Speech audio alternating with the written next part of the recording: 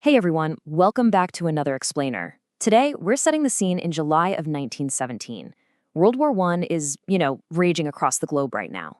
But our focus today is zooming way in on San Diego, California, and the incredible, almost palpable emotional weight of one young Marine's brief return home. A young guy named Lyle Carringer has literally just survived 8 grueling weeks of boot camp. And he's been granted this fleeting window of leave, just 72 hours, to reconnect with his fiancée, Emily Auble, and his family before he has to go right back to duty. Okay, let's dive right into this. I want you to imagine the relentless, crushing physical and mental pressure of World War I era Marine Corps training. I mean, the physical pain, the absolute exhaustion, a drill instructor just screaming in your face, singling you out for what honestly feels like deep personal hatred. Every single moment of your day is entirely controlled. So the question is, what keeps a person from just completely breaking down under that immense pressure? Well, the answer might actually surprise you. It was a letter about taking tea. Yeah, seriously. When Lyle had a particularly awful night during his 3rd week where he genuinely thought he just couldn't continue, it wasn't some grand patriotic speech that saved him. He took out Emily's letter, a simple, everyday letter describing having tea with his mother, and he read it 3 times. The sheer ordinariness of those micro details basically became his macro lifeline. It was his tether to what normal felt like. So we're going to follow the ticking clock of Lyle's brief 72-hour leave. Thursday is the reunion, Friday brings civilian comforts, Saturday is a coastal drive, and Sunday, well, Sunday is the inevitable farewell. Starting with Thursday, the scent of lavender and the bay. It's Thursday afternoon, right around 2 o'clock, and Lyle arrives at Hawthorne Street with his kit bag slung over his shoulder. After 8 solid weeks of keeping every single emotion locked strictly behind military discipline, the door swings open. Emily is standing there in a pale blue dress. They embrace, and as Lyle breathes in the scent of her lavender water, he finally just lets his tears fall. It's this incredibly necessary, profound emotional release.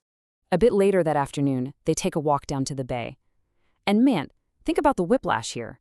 Boot camp is relentless. It is tightly controlled, with absolutely zero privacy. No choices of your own. Just go, go, go. But San Diego, you've got glittering water, the smell of salt and eucalyptus in the air, and the absolute freedom to just talk about taking tea or going to the market without umbrellas. Sitting there by the seawall, Lyle experiences this intense psychological dissonance.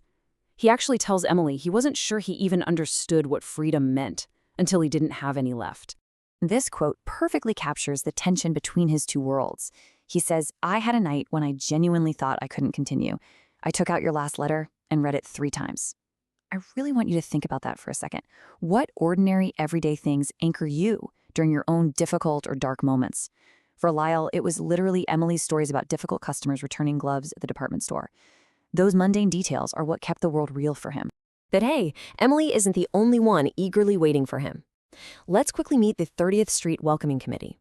Lyle heads back to his childhood home and is greeted by this bustling house just packed with warmth.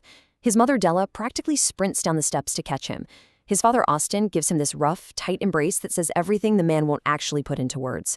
Uncle Edgar is grinning ear to ear, and 73-year-old Grandma Abby immediately inspects her grandson, proudly declaring his grandfather would be proud. The pure energy of just being home in his own bed that night, listening to familiar street sounds, it's intoxicating.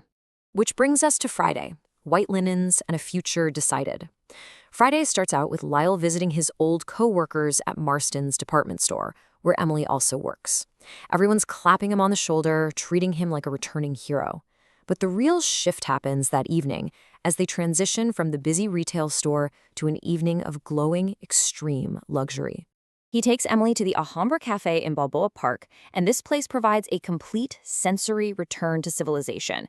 We're talking white tablecloths, candlelight, roast chicken, soft piano music in the background. The crucial point here is the stark contrast. After 8 weeks of surviving on rushed, sloppy mess hall food, surrounded by yelling recruits, this incredibly civilized dinner actually helps rebuild Lyle's sense of individuality and hope. He's a person again, freely laughing and planning a future. During this dinner, Lyle mentions his assignment to the base administration office, kind of apologizing that it isn't exactly heroic. But listen to Emily's response. "I'll take you alive and behind a desk over heroic and dead in France." Wow, Let that powerful reality sit there for a moment. And this brilliantly illustrates the intense homefront anxiety beneath their romance. Emily is terrified of the very real possibility of losing him to the war in Europe. Moving right along to Saturday, sunshine, salt air, and family. Saturday is an absolute blast of California sunshine. Lyle, Emily, and his father's Model T head out to the coastal scrub of La Jolla. They scramble down the rocks to the beach, Lyle rolls up his trousers, Emily pragmatically pins up her skirt, and they immediately start yelping as the freezing Pacific water hits their ankles. Because, as it turns out, 8 weeks of elite marine marksmanship training does absolutely nothing to prepare you for how cold the Pacific waves actually are. After freezing on the beach, they head down the coast to an ocean beach diner for lunch: tomato soup, grilled cheese sandwiches, and pie. It is so beautifully basic. When your immediate future is completely up in the air and literally a world war is looming over you, there is nothing more perfectly satisfying than humble, warm food eaten with the person you love most. That evening, both families gather back at 30th Street for Mother Della's massive 2-day cooking effort featuring roast beef and peach cake. And sitting right next to Emily is Grandma Abby. Remember, she's 73 years old, and she uses the dinner to playfully, but very, very thoroughly interrogate Emily about her family history and her opinions. Emily passes with flying colors. Even Lyle's notoriously quiet father, Austin, says a heartfelt grace that leaves the whole table in happy tears. But, of course, the ticking clock finally runs out. Sunday, duty calls, and the golden light. The weekend comes to a solemn, kind of bittersweet close. Sunday morning finds Lyle in his dress uniform sitting between Emily and her mother, Georgia, at the Central Christian Church. Reverend Crabtree is preaching about sacrifice and honoring the living and the dead. San Diego is very much a military town now, and the heavy weight of the war is present in every single pew. Emily just holds Lyle's hand through the entire sermon.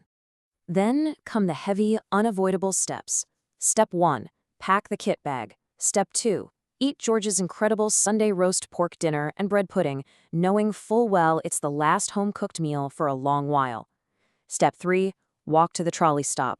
The golden afternoon light is slanting into a San Diego evening. The 72 hours are up.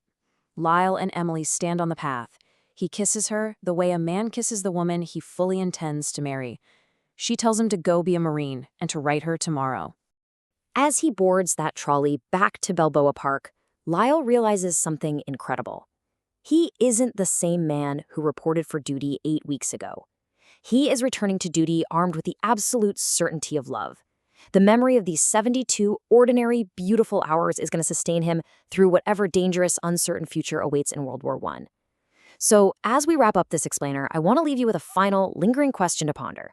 When facing your own daunting challenges, what ordinary memories will you carry into your uncertain future?